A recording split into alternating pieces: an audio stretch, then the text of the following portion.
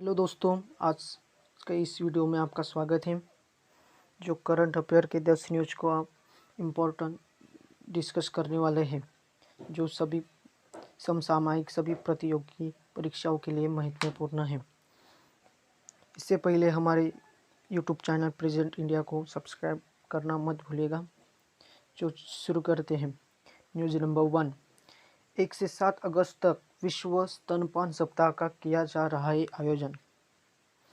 प्रति वर्ष दुनिया भर में 1 अगस्त से 7 अगस्त तक विश्व स्तनपान सप्ताह का आयोजन किया जाता है।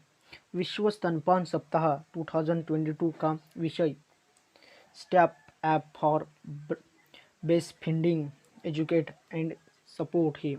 इस दिवस के आयोजन का प्राथमिक उद्देश्य स्तनपान के माध्यम से दुनिया भर में शिशुओं के स्वास्थ्य में सुधार को प्रोत्साहन करना है। यह दिवस अगस्त 2019 में सरकार, नीति निर्माताओं, विश्व स्वास्थ्य संगठन, यूनिसेफ और अन्य संगठनों द्वारा स्तनपान, इसका प्रचार और समर्थन करने हेतु हस्ताक्षरित इनोसेंटिंग डिक्लेरेशन की याद दिलाता है। वर्ष 2018 में विश्व स्वास्थ्य सभा के एक प्रस्ताव के माध्यम से विश्व स्तनपान सप्ताह को एक महत्वपूर्ण स्तनपान प्रोत्साहन रणनीति के रूप में घोषित किया गया था। स्तनपान, जिसे नर्सिंग के रूप में भी जाना जाता है, शिशुओं को उनकी वृद्धि और विकास के लिए आवश्यक पोषक तत्व प्रदान करने की एक विधि है। Next news. आईएनएस तरकश भारत और फ्रांस समुद्री साझेदारी सैन्य अभ्यास के हिस्सा लिया है। अपनी सुदूर क्षेत्रीय तैनाती के दौरान आईएनएस तरकश ने 29 और 30 जुलाई 2022 को उत्तर अटलांटिक महासागर में फ्रांस और नौसेना के साथ समुद्री साझेदारी सैन्य अभ्यास MPX में हिस्सा लिया है। तरकश और फ्रांसीसी फ्लीट टैंकर FNS सौम्य के बीच समुद्र में तेल की आपूर्ति का अभ्यास किया गया। इसके बाद समुद्री टोही हवाई जहाज फाल्कन 15 के साथ संयुक्त वायु अभियान का अभ्यास किया गया। इस दौरान वायु रक्षा अभ्यास और कृत्रिम मिसाइलों से युद्धाभ्यास किया गया। फसल, जमीनी और आसमानी अभ्यास दोनों देशों के नौसेनाओं के बीच मौजूद उच्च स्तरीय परिचालन, संचालन और पेशेवर कुशलता का परिचायक है। आईएनएस तरकश यह भारतीय नौसेना का निर्देशक मिसाइल युद्धपोत है और तलवार वर्ग के अंतर्गत आता है। यह कई अत्याधुनिक उपकरणों से लैंस और रडार की पहुंच से बचने में सक्षम है। यह युद्धपोत भारतीय नौसेना के पश्चिमी बड़े भाग हिस्सा है। इसे रूस के कैलिनिंग्राद में यांतार शिपयार्ड में बनाया गया था। इसे नवंबर 2012 में सेवा में कमीशन किया गया और दिसंबर 2012 में पश्चिमी नौसेना कमान में शामिल किया गया। गौरतलब है कि आईएनएस तरकश 27 जून 2022 से 5 महीने के लिए सुदूर क्षेत्रीय मिशन पर तैनात है। आपको बता दें कि आईएनएस तरकश 15 अगस्त 2022 को ब्राज़ील के रियो डी जेनेरियो में भारत के 75वें स्वतंत्रता दिवस के उपलक्ष्य में ध्वजारोहण समारोह में हिस्सा लेगा और राष्ट्रीय ध्वज फहराएगा। Next news number 3। Mamata Banerjee ने पश्चिम बंगाल में 7 नए जिले बनाने की घोषणा की है। अब पश्चिम बंगाल के कुल राज्य जिले होंगे 30। 1 अगस्त 2022 को पश्चिम बंगाल की मुख्यमंत्री ममता बनर्जी ने राज्य में 7 नए जिले बनाने का ऐलान किया है। इससे पहले पश्चिम बंगाल में 23 जिले थे, अब 7 ऐड करके 30 कर दिए गए हैं, 30 होंगे। मुख्यमंत्री ममता बनर्जी ने बताया कि 7 नए जिलों का नाम सुंदरबन, इछेमती, रानाघाट, विष्णुपुर, जंगीपुर, मेहरापुर और एक और जिले का नाम बशीरहाट में रखा जाएगा। इससे पहले उन्होंने मई के माह में पश्चिम बंगाल में सिविल सेवा अधिकारियों के साथ एक बैठक ली थी। उस बैठक में भी उन्होंने कहा था कि जिलों की संख्या को बढ़ाने की ज़रूरत थी। ममता ने कहा था कि वर्तमान में राज्य में 23 जिले हैं, उसका क्षेत्रफल काफ़ी अधिक है, इसलिए उन्हें विभाजित करके जिले की संख्या बढ़ाने की ज़रूरत है। ममता ने अधिकारियों की बैठक में यह भी कहा था कि राज्य की ओर अधिक मानव शक्ति तथा अधोसंरचना की ज़रूरत है। ऐसे में जिलों की विभाजित करने की आवश्यकता है, क्योंकि एक बहुत बड़े जिलों के बढ़ती से विकास कार्यों में तेजी आएगी। इन बातों के बीच आज कैबिनेट की बैठक में उन्होंने 7 नए जिले बनाने का घोषणा कर दिया। नेक्स्ट न्यूज, 7 अगस्त को ISRO small satellite launch vehicle mission करेगा लॉन्च। 7 अगस्त 2022 को भारतीय अंतरिक्ष अनुसंधान संगठन ISRO international space research organisation नया small satellite launch vehicle SSLV D1 mission launch करेगा। यह इसकी पहली उड़ान है। इस SSLV D1 EOS-2 मिशन को आंध्र प्रदेश स्थित श्रीहरिकोटा के सतीश धवन अंतरिक्ष केंद्र SDSC से प्रक्षेपण किया जाएगा। इस लॉन्च व्हीकल के लिए एक नई विकसित सॉलिड बूस्टर स्टेज SS1 की ग्राउंड सेटिंग पहले ही की जा चुकी है। इस उड़ान के तहत SSLV निम्न उपग्रहों ले जाएगा। EOS-2 अर्थ ऑब्जर्वेशन सैटेलाइट 2 यह भारतीय के पृथ्वी अवलोकन उपग्रहों में से एक है। विभिन्न GIS अनुप्रयोग के मानचित्रण और विकास अनुप्रयोग होंगे। आज़ादी सैट यह देश भर के 750 ग्रामीण छात्रों द्वारा विकसित एक उपग्रह है, जिसे एक आंतरिक स्टार्टअप स्पेस किड इंडिया द्वारा सम्मानित किया गया है। यह SSLV 500 किलोग्राम से कम वजन है। उपग्रहों को पृथ्वी की निचली कक्षा LEO में ले जा सकता है। इस प्रदर्शन उड़ान का प्राथमिक पेलोड एक पृथ्वी अवलोकन उपग्रह माइक्रोसैट 2A है। Small satellite launch vehicle SSLV यह इसरो का 110 टन द्रव्यमान का सबसे छोटा वाहन है। यह स्मॉल सैटेलाइट के लिए एक कॉस्ट इफेक्टिव लॉन्चर है। इसका निर्माण इसरो का वाणिज्यिक शाखा NSIL new space Indian limited ने किया है। इसे बहुत कम समय में एकीकृत किया जा सकता है और यह एक समय में कई माइक्रो सैटेलाइट लॉन्च करने हेतु पूरी तरह से अनुकूल है। SSLV ध्रुवीय उपग्रह प्रक्षेपण यान PSLV से वाणिज्यिक प्रक्षेपणों के बोझ को कम करने में मदद करेगा। छोटे सैटेलाइट की लॉन्चिंग के लिए अब इस रॉकेट का इस्तेमाल किया जाएगा। यह एक स्मॉल लिफ्ट लॉन्च व्हीकल है। इसके जरिए धरती की निचली कक्षा लोअर अर्थ ऑर्बिट में 500 किलोग्राम तक के सैटेलाइट को निचली कक्षा यानी 500 से नीचे या फिर 300 किलोग्राम के सैटेलाइट को सन सिंक्रोनस ऑर्बिट में भेजा जाएगा। अब सिंक्रोनस ऑर्बिट की ऊंचाई 500 किलोमीटर के ऊपर होती है। SSLV की लंबाई 34 मीटर यानी 112 फीट है। इसका व्यास 6.7 फीट है। यह PSLV रॉकेट से आकार में काफ़ी छोटा है। नेक्स्ट न्यूज, पेट्रोलियम और प्राकृतिक गैस मंत्री हरदीप सिंह पुरी ने चौथे ONGC पैरा गेम्स 2022 का उद्घाटन किया। 2 अगस्त 2022 को केंद्रीय पेट्रोलियम और प्राकृतिक गैस तथा आवासन और शहरी कार्य मंत्री हरदीप सिंह पुरी ने नई दिल्ली के त्यागराज स्पोर्ट कॉम्प्लेक्स में चौथे ONGC पैरा खेल 2022 का उद्घाटन किया है। 8 केंद्रीय तेल और गैस सार्वजनिक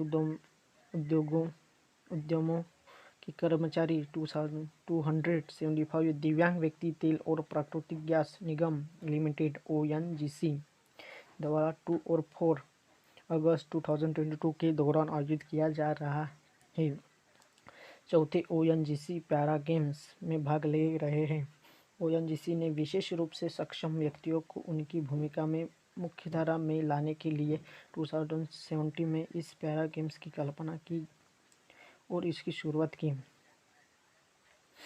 खेलों के दायरों को बढ़ाने के लिए ओएनजीसी ने गांधीनगर में ओएनजीसी पैरा गेम्स के तीसरे भव्य संस्करण के लिए IOCL, BPCL, HPCL, EIL, OIL और गेल के एथलीटों को इसके जोड़ा।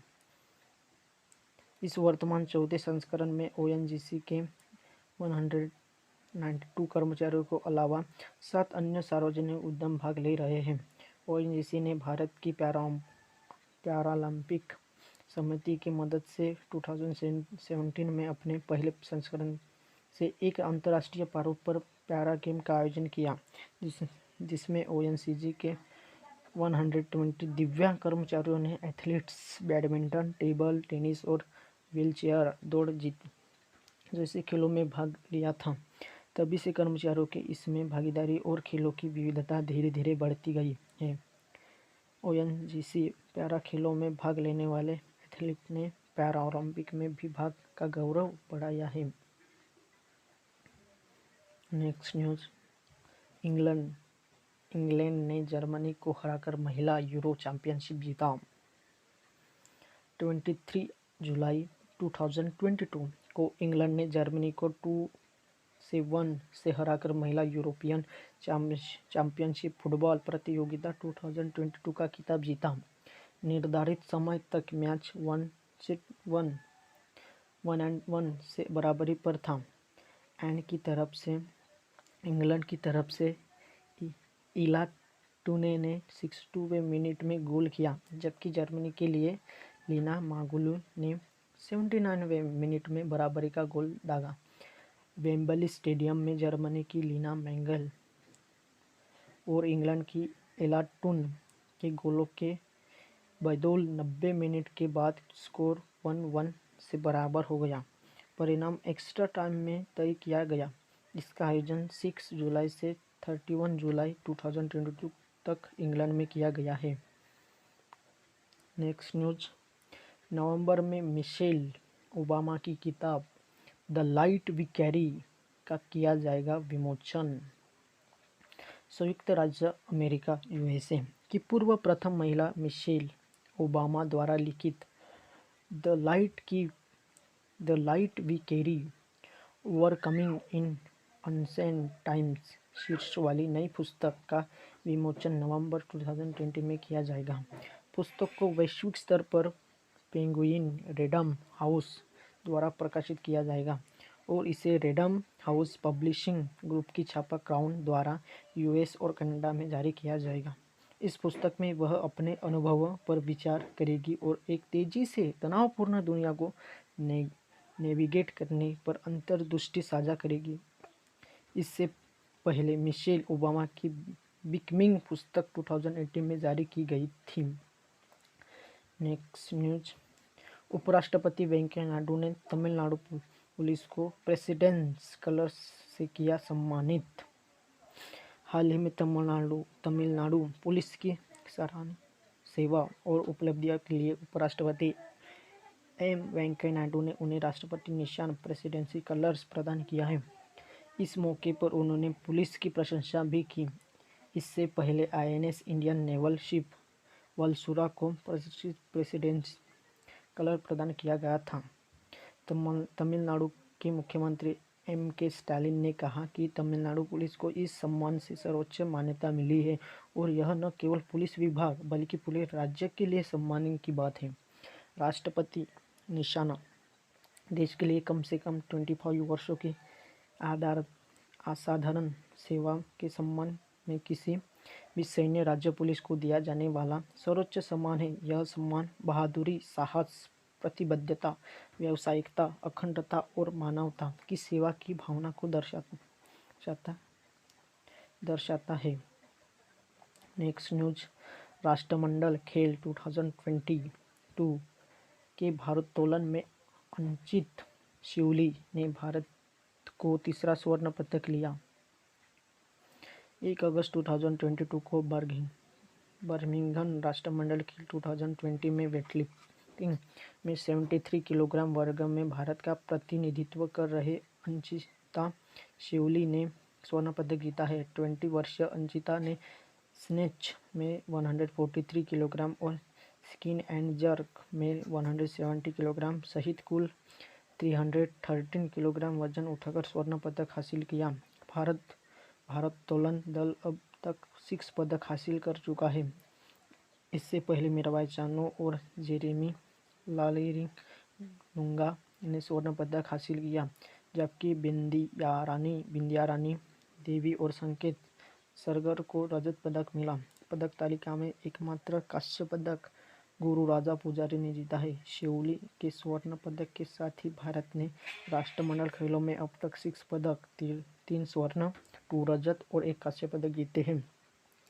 राष्ट्रमंडल खेल 2022 आज की स्थिति 28 जुलाई से 8 अगस्त 2022 तक। मेजबान शहर बर्मिंघम, इंग्लैंड। संस्करण 22वां। शुभंकर पेरी द बुल। आदर्श वाक्य गेम फॉर ऑल। राष्ट्रमंडल खेल वर्ष 2026 राष्ट्रमंडल खेलों की मेजबानी ऑस्ट्रेलिया के विक्टोरिया प्रांत द्वारा की जाएगी। पहले राष्ट्रमंडल खेलों का आयोजन वर्ष 1930 में हैमिल्टन, कनाडा में किया गया था, जहां 11 देशों ने 6 खेलों और 59 कार्यक्रमों में भाग लेने के लिए 400 एथलीट को भेजा था। वर्ष 1930 से हर 4 वर्ष बाद द्वितीय विश्व युद्ध के कारण वर्ष 1942 और वर्ष 1946 को छोड़कर इन खेलों का आयोजन किया जाता है। Next news number 10 last news है। पेरिस ओलंपिक 2024 में इंडिया हाउस की स्थापना की जाएगी। हाल ही में रिलायंस इंडस्ट्रीज RIL ने पेरिस ओलंपिक 2024 में पहली बार इंडिया हाउस स्थापित करने हेतु भारतीय ओलंपिक संघ IOA के साथ भागीदारी की है। RIL IOA साझेदारी भारतीय एथलीटों के प्रदर्शन को बढ़ाने के केंद्रित है। साथ ही साझेदारी भविष्य में ओलंपिक खेलों की मेजबानी करने एवं वैश्विक खेल राष्ट्र के रूप में भारत की खास का निर्माण करने में सहयोग करेगी। RIL एशियाई खेलों, राष्ट्रमंडल खेलों और ओलंपिक खेलों जैसे प्रमुख बहु-खेल आयोजनों में भारतीय एथलीटों का भी सहभाग करेगी। इसके अलावा भारतीय पेरिस ओलंपिक 2024 से पहले जून 2023 में मुंबई के जियो वर्ल्ड सेंटर में 114वें प्रतिष्ठित IOC सत्र की मेजबानी करेगा। खेल शासन के भारतीय मॉडल में युवा कार्यक्रम और खेल मंत्रालय MYES, भारतीय ओलंपिक संघ IOA, राज्य ओलंपिक संघ SOA, राष्ट्रीय खेल महासंघ NSF, भारतीय खेल प्राधिकरण SAI जैसे कई हितधारक शामिल हैं। आपको वीडियो अच्छा लगा तो लाइक, शेयर और कमेंट करना मत भूलिएगा और मेरे YouTube चैनल प्रेजेंट इंडिया को सब्सक्राइब करना मत भूलिएगा। धन्यवाद।